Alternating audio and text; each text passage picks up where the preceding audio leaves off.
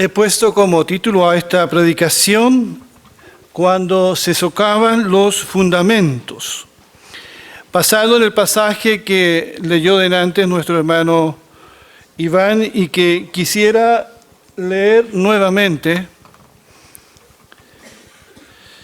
en otra versión.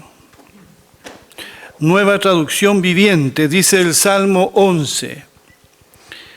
Yo confío en la protección del Señor. Así que, ¿por qué me dicen, vuela como un ave a las montañas para ponerte a salvo? Los malvados ponen las cuerdas a sus arcos y acomodan sus flechas sobre las cuerdas. Disparan desde las sombras contra los de corazón recto. Cuando los fundamentos de la ley y del orden se desmoronan, ¿qué pueden hacer los justos? Pero el Señor está en su santo templo. El Señor aún gobierna desde el cielo. Observa de cerca a cada uno y examina a cada persona sobre la tierra. El Señor examina tanto a los justos como a los malvados, y aborrecen a los que aman la violencia. Hará llover carbones encendidos y azufre ardiente sobre los malvados, y los castigará con vientos abrasadores. Pues el Señor es justo y ama la justicia. Los íntegros verán su rostro. Que Dios bendiga su palabra. Como ustedes saben, nuestro país ha vivido el peor, entre comillas, terremoto de los últimos años. Costará varios millones de dólares la reconstrucción de los lugares afectados. Fue un terremoto social y político, como hace tiempo no veíamos. Se nos movió el piso a todos y posiblemente tambaleó la fe de algunos cristianos. Y hemos visto que el miedo y la histeria se apoderó de muchas personas. Reflexionando en lo ocurrido, se me vino a la mente este salmo, el Salmo 11. Especialmente la pregunta del verso 3, que dice, cuando los fundamentos de la ley y del orden se desmoronan, ¿qué pueden hacer los justos? Algunos comentaristas de la Biblia dicen que posiblemente este salmo fue dicho en un contexto de persecución que David estaba sufriendo. Posiblemente era Saúl, el rey, el que lo perseguía, o algunos piensan que era su hijo Absalón cuando se levanta contra su padre. Así que el rey David, cuando escribe este salmo, no lo está pasando nada de bien. Porque ¿quién puede estar feliz si tu rey te persigue? O si tu hijo se levanta en contra de ti. Por eso en el verso 2 dice, los malvados ponen las cuerdas a sus arcos y acomodan sus flechas sobre las cuerdas, disparan desde las sombras contra los de corazón recto. David sabe que está en medio de un conflicto, rodeado de hombres malos que lo quieren destruir desde las tinieblas. Estos hombres malos están ocultos. David no conoce exactamente al enemigo, sabe que es fuerte, malintencionado y que está apuntando hacia él. Cuando uno está en aprietos como David, no faltan los consejeros que te pueden aconsejar para bien o para mal. Y David pregunta, ¿por qué me dicen, vuela como un ave a las montañas para ponerte a salvo? Ante la pregunta que David se hace cuando los fundamentos de la ley y del orden se desmoronan, ¿qué pueden hacer los justos? Esa fue la respuesta que recibe David. Le dicen, David, huye como un ave, como un pájaro del peligro, huye a la montaña. Ese es el consejo que David recibe, que abandone su puesto, que no se enfrente a su enemigo, que caiga en el pánico, que deje de confiar en Dios, en fin, que huya como un cobarde. Cuando los fundamentos de la ley y del orden se desmoronan, ¿qué pueden hacer los justos? En estos últimos días ha tambaleado el gobierno de turno. Tambalea posiblemente hasta la democracia. Ha tambaleado el orden y la paz social. Hace tiempo que viene tambaleando la familia. Las convicciones morales y espirituales de muchos cristianos también tambalean. ¿Qué pueden hacer los justos cuando los fundamentos se debilitan? ¿Qué podemos hacer los hijos de Dios? Esa es la pregunta del verso 3. ¿Podemos quedarnos de brazos cruzados? ¿No hacer nada? Quizás desalentarnos, frustrarnos, quedar atrapados por el miedo, sentir tristeza, afligirnos. Debemos afligirnos. ¿Quién nos aflige por lo que ha pasado, pero no quedarnos ahí para siempre? ¿Es la solución huir, como era el consejo dado a David? ¿Huir a la montaña? ¿Salir del país? ¿Escondernos? Si son destruidos los fundamentos, ¿qué podrá hacer el justo? Según este salmo, lo primero que debe hacer el justo es permanecer de pie. Estar firme en su puesto, firme en la fe, firme en la palabra de Dios. Lo primero que dice David apenas comienza el Salmo 11, dice: yo confío en la protección del Señor. ¿Cuántos dicen amén? La Reina Valera dice: en Dios he confiado. Con esa declaración parte este salmo. David sabe que todo se desmorona para él, pero él se refugia, él confía en Dios. En Dios he confiado. Eso significa que en Dios, solo en Dios, David pone toda su esperanza. En estos días tan difíciles que hemos vivido, he escuchado a la gente expresarse de muchas maneras.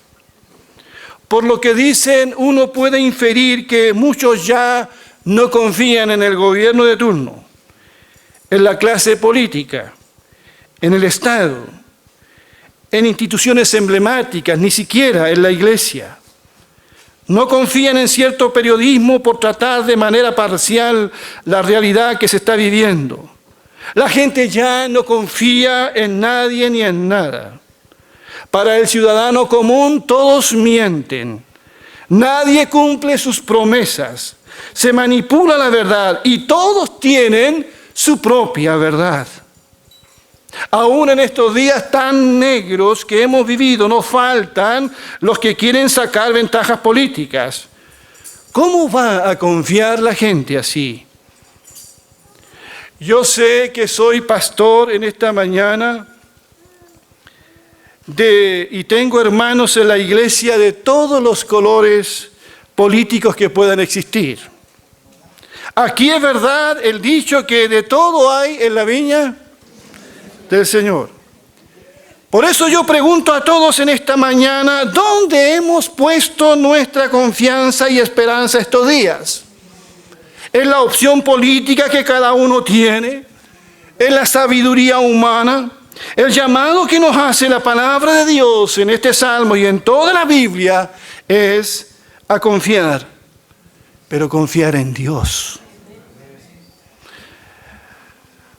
El profeta Jeremías, Dios a través del profeta Jeremías dice, y es bueno que lo recordemos en estos días, esto dice el Señor: maldito el ser humano que confía en su semejante, el que se apoya en otros seres humanos mientras se aparta del Señor.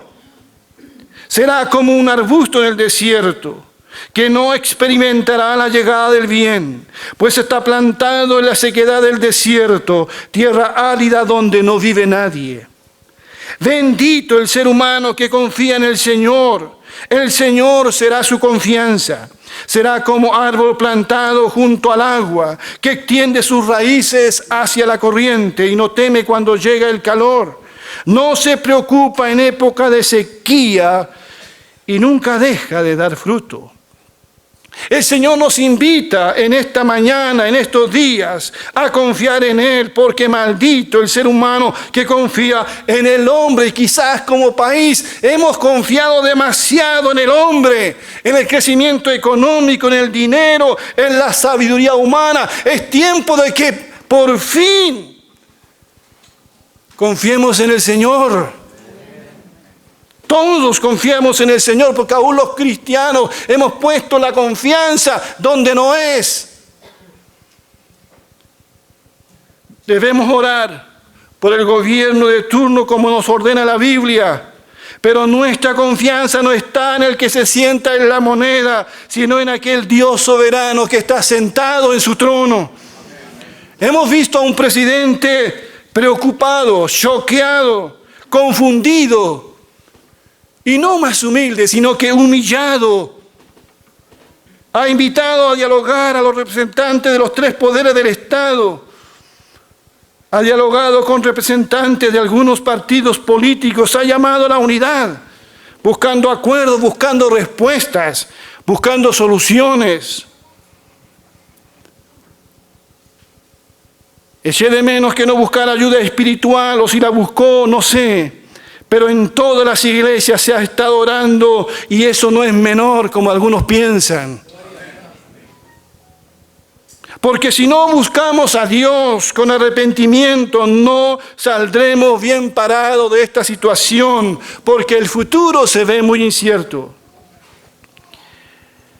Espero que después de lo vivido todos hayamos aprendido lecciones y tengamos un país más justo, más solidario, menos corrupto, porque la corrupción nunca terminará. Porque es cosa de ver el corazón humano. Por eso hablo de menos corrupto, menos contaminado, más respetuoso de la autoridad y más responsable, un país más reconciliado. Que el orden y la paz vuelvan definitivamente a las calles, pero nuestra esperanza de que eso suceda debe estar en Dios. Qué tristeza nos provocaron a todos los saqueos, la destrucción, el vandalismo y la violencia. Salió lo peor de nosotros. Reflotaron viejos fantasmas, algunos protestaron pacíficamente como tiene que ser, pero otros como ave de rapiña se aprovecharon de la situación. Algunos hasta justificaron los saqueos, pero a la luz de la palabra de Dios no tiene ninguna justificación, porque el Señor dice en su palabra: no robarás. Al igual que muchos de ustedes, queridos hermanos, no nací en cuna de oro, provengo de una familia campesina en el sur, como ustedes saben. Mis padres ganaban un sueldo de obreros, pero jamás fue eso motivo para robar y saquear, porque crecimos con valores y principios cristianos. Al igual que ustedes, que con trabajo responsable han logrado salir adelante. Con todo mi corazón, al igual que ustedes, deseo que se satisfagan las necesidades básicas de la gente, porque eso es lo que está pidiendo, por su dignidad. Sobre todo el eterno problema de la salud que nadie ha podido resolver hasta ahora.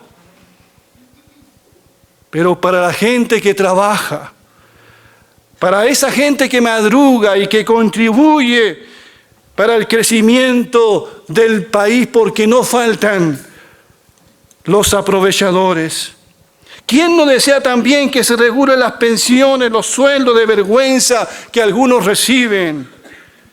Los que ganan mucho y los que ganan muy poco, ambos extremos son sueldos de vergüenza. El sueldo mínimo hoy es de 301,000 pesos, pero ¿de cuántos millones es la dieta de parlamentarios, de los rostros de la televisión, personas que trabajan en algunas reparticiones públicas del Estado o en la minería? Ha llegado el tiempo de ser más solidario, de ponerse los zapatos de otro. Que el municipio más rico comparta con el que tiene menos, que los empresarios y los hombres más ricos de este país se pongan la mano en el corazón, que no haya más abusos, corrupción y evasión. Y no me refiero solo a los que evaden pagar el metro, sino a aquellos que evaden los impuestos. Pensando en esto, recordé las palabras del Nuevo Testamento. Pareciera ser palabras de un profeta del Antiguo Testamento, pero no. Están allí en Santiago 5, 4 al 6, cuando se dirige a los hombres que han acumulado la riqueza con estas palabras. Escuchen. Oigan las protestas de los obreros del campo, a quienes estafaron con el salario. Los reclamos de quienes les cosechan sus campos han llegado a los oídos del Señor de los ejércitos celestiales. Sus años sobre la tierra los han pasado con lujos, satisfaciendo todos y cada uno de sus deseos. Se han dejado engordar para el día de la matanza, han condenado y matado a personas inocentes que no ponían resistencia.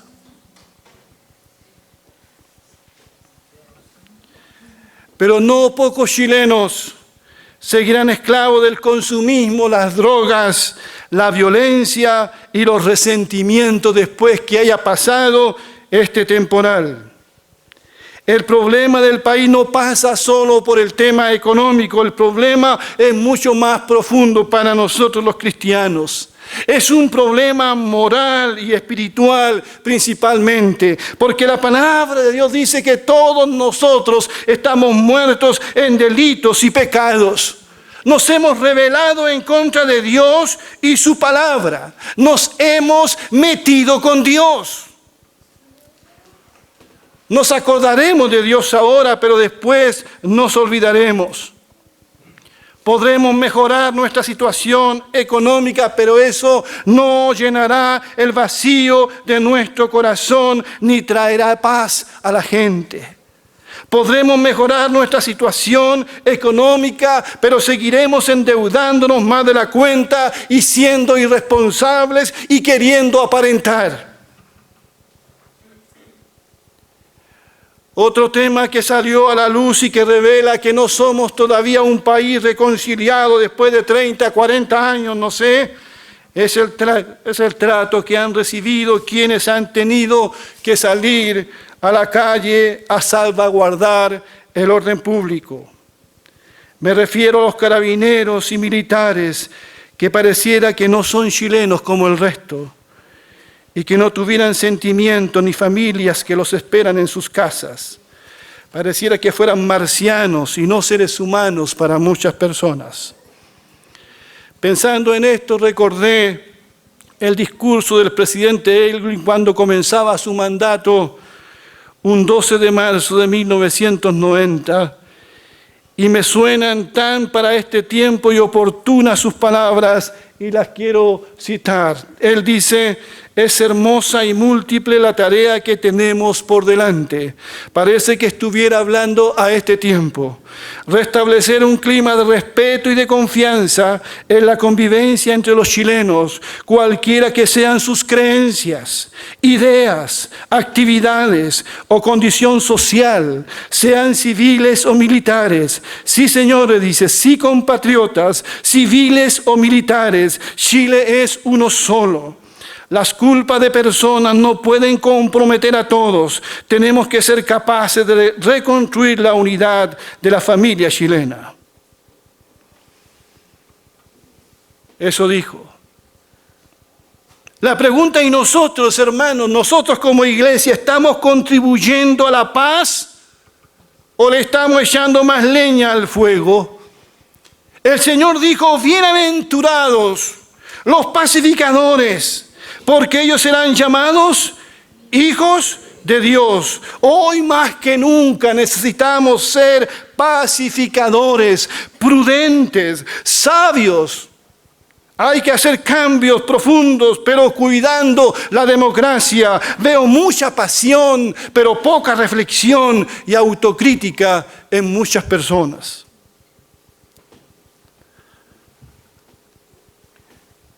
Cuando los fundamentos de la ley y del orden se desmoronan, ¿qué pueden hacer los justos? Ya dije que lo primero, según este salmo, que pueden hacer los justos es confiar en el Señor. Pero en segundo lugar, los justos deben mirar al Señor. Seguidamente David hace una declaración que es verdadera y sublime en el verso 4. Pero el Señor, dice, está en su santo templo. El Señor aún gobierna desde el cielo. Observa de cerca a cada uno y examina a cada persona sobre la tierra. El Señor examina tanto a los justos como a los malvados y aborrece a los que aman la violencia. Hará llover carbones encendidos y azufre ardiente sobre los malvados y los castigará con vientos abrasadores. Pues el Señor es justo y ama la justicia, los íntegros verán su rostro. David en este salmo también nos remonta a la soberanía de Dios. Él dice que Dios no ha abdicado de su trono. Dios aún gobierna desde el cielo y siempre lo hará. Nunca olvidemos eso, hermano. Dios tiene control de todas las cosas.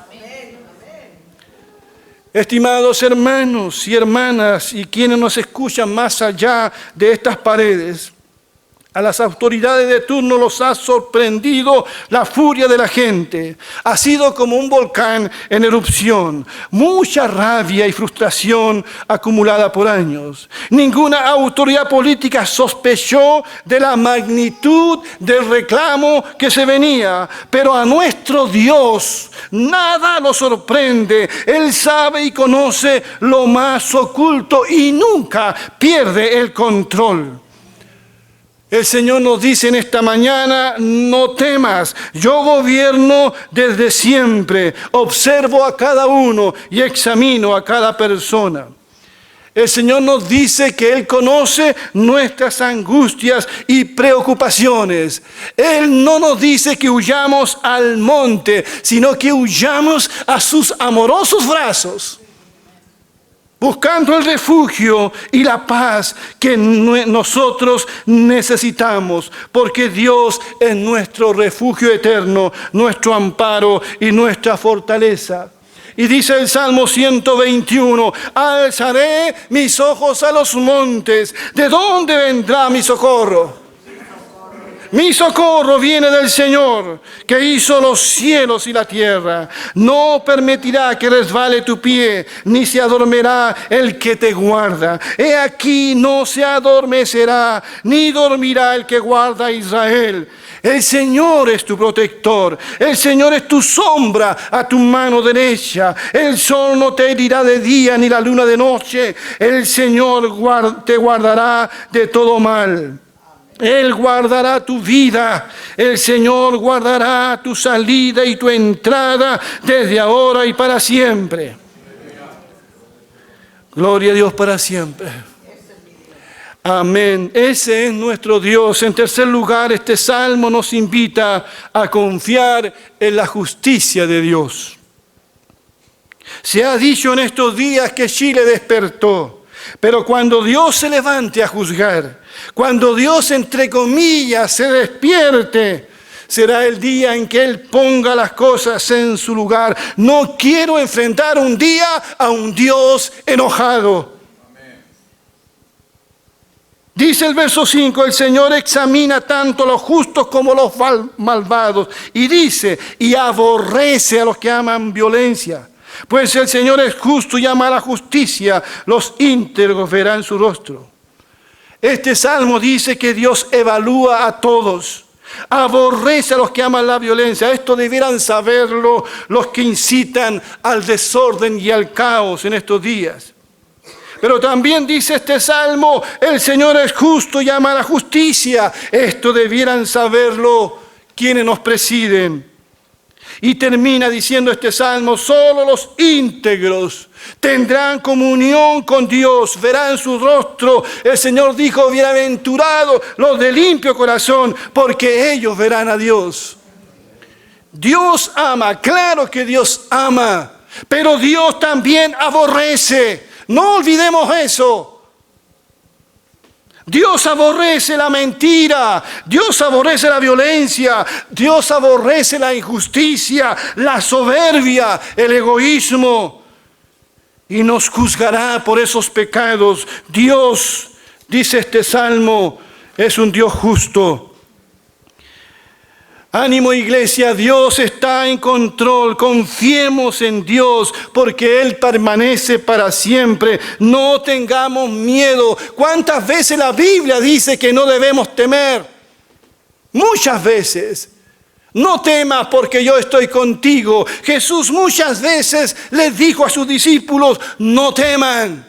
Incluso no teman por aquello que matan el cuerpo, pero el alma no la pueden matar. No teman, nos dice el Señor. Pero lo que ha pasado estos días debiera también despertar a la iglesia. Es tiempo de que los cristianos tibios despierten. La iglesia no debe huir al monte. La iglesia no debe ser cobarde. No debe dejar de ser iglesia. La iglesia debe seguir predicando todo el consejo de Dios ahora más que nunca y seguir trabajando para hacer de Chile un mejor país. La iglesia debe ser ejemplo de justicia, de trabajo responsable, de solidaridad, de reconciliación. La iglesia debe protestar en contra del pecado, en contra de la iniquidad, la injusticia, la maldad, venga de donde venga, pero pacíficamente, a una costa de ser nosotros los perseguidos. Estamos próximo a celebrar el Día de la Reforma Protestante, el 31 de octubre. Un 31 de octubre de 1517, un monje llamado Martín Lutero protestó en contra de un evangelio manipulado. Fueron miles los que se levantaron a costa de sus propias vidas con el fin de recuperar la fe perdida y por volver a la palabra de Dios. Hoy los cristianos hemos dejado de protestar en contra de la injusticia, en contra también de un evangelio falso y popular que se predica en muchos lugares y que niega la cruz de nuestro Señor Jesucristo. Hemos dejado de protestar contra leyes que atentan contra la familia. Cuando leo el Evangelio, veo al Señor Jesucristo sirviendo a los más necesitados, ministrando a los enfermos, a los pobres, a los que tenían más. Les pidió que fueran solidarios como el rico del cual hablé hace unos domingos atrás.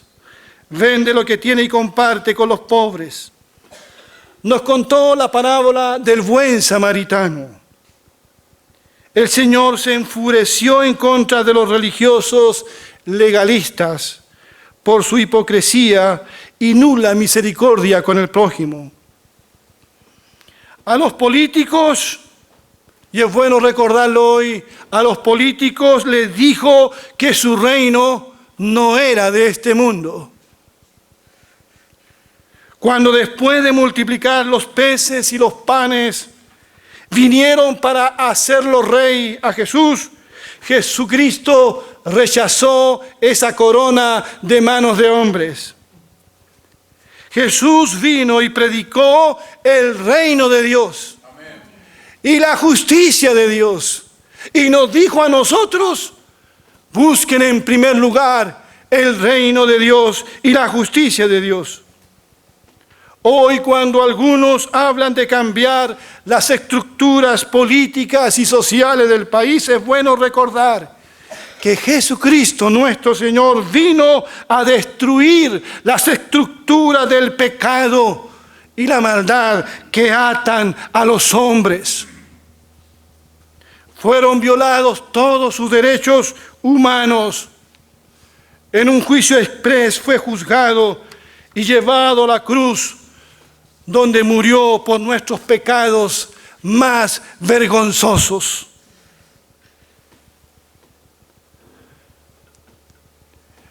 Una pregunta para terminar.